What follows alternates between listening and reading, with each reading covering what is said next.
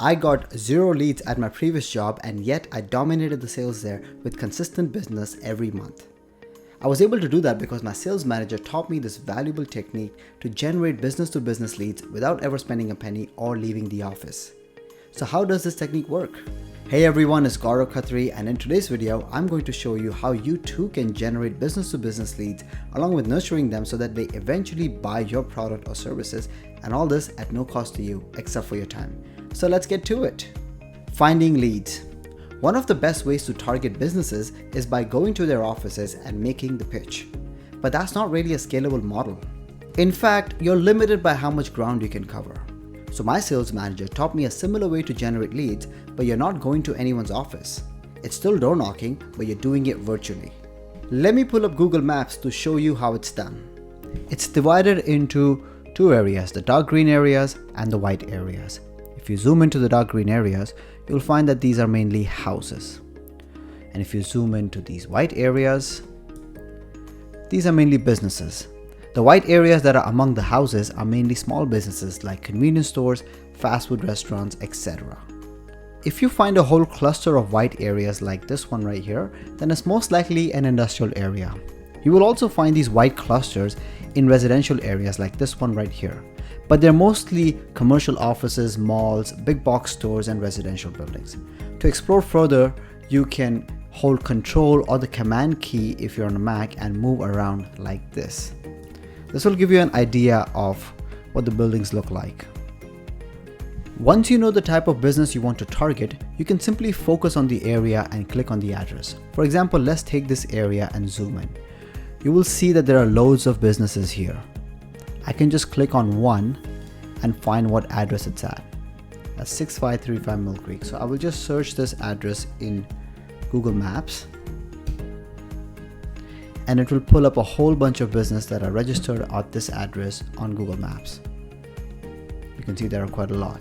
Now, not all these businesses will have their pins on the map. That's why I don't end up clicking through the map. Instead, I just find the address and search for the businesses right here and call them.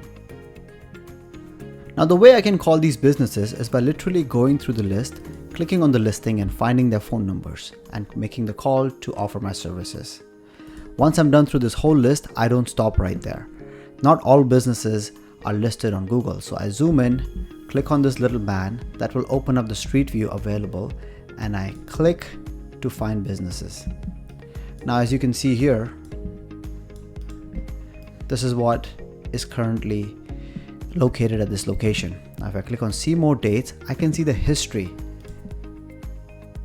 In 2019, that business was still there.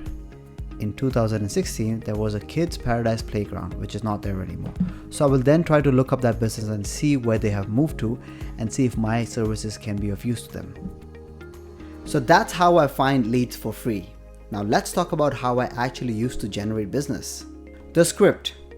The two most important things for a salesperson are getting past the gatekeeper, such as the receptionist, and a good script that grabs their attention.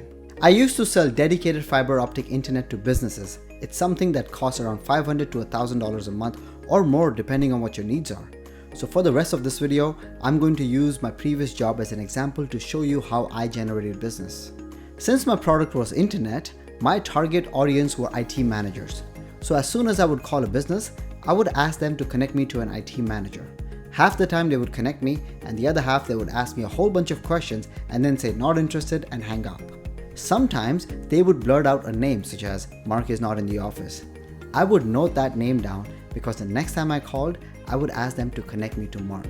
And 9 times out of 10, they would connect me, because when you ask a person by name, they think you know the person, as opposed to asking to be connected to a department. A lot of times when I get pushback from gatekeepers, I've noticed it helps to be just honest and say why you're calling. I created a catchy script which went along the lines of, hey, my name is Gourav, I'm calling from XYZ company, we're currently installing fiber optic cables on your street, and I was wondering if you might be interested in getting a free installation of dedicated fiber internet. Now generally, this installation itself costs $20,000 to $30,000 and more. But because the company was expanding their footprint, the free installation part was a huge sell. This would usually get me past the gatekeepers, after which I would use the same script on the IT manager.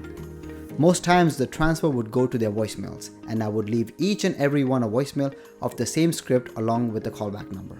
I did not have a CRM, and instead added all the interested leads in an Excel sheet to follow up on them later.